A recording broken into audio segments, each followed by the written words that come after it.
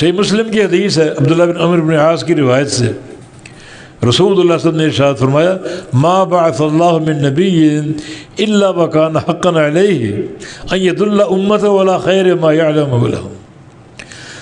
اللہ نے جتنے بھی انبیاء بھیجے ان انبیاء کا یہ فریضہ تھا کہ اپنی امت کو خیر کا ہر راستہ بتائیں،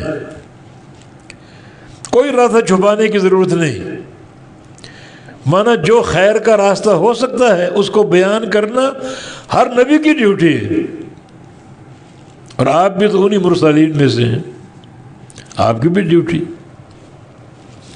بلکہ سنن دارمی کی روایت کے مطابق نبی علیہ السلام کا فرمان ما ترکت من شیء یقربکم من الجنہ الا وقد حدثتکم بہ،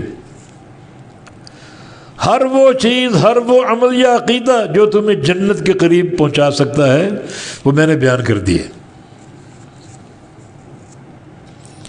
تو جنت چاہیے نہیں چاہیے؟ نہیں چاہیے تو جو مرضی کرو، وہی بات، جب حیا کا لبادہ اتار دیا تو جو چاہو کرو۔ اور اگر جنت چاہیے تو جنت کا ہر راستہ بتانے والا کون ہے؟ جنت کا ہر راستہ کس نے بتایا؟ محمد الرسول اللہ صلی اللہ علیہ وسلم نے۔ تو ان کی پیروی کرو، ان کے پیچھے چل پڑو۔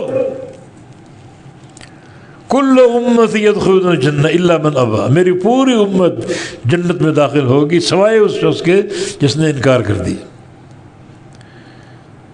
قیل ومن یأبی یا رسول اللہ، پوچھا گیا ہے جنت کا انکار کون کر سکتا ہے؟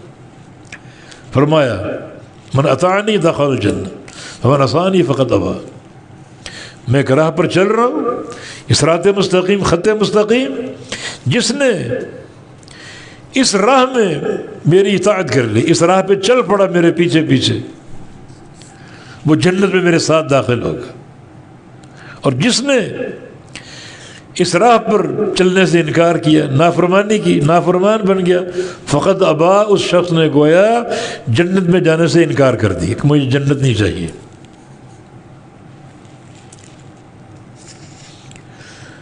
تو اللہ صراط مستقیم بڑا قابل غور یہ آیت کریمہ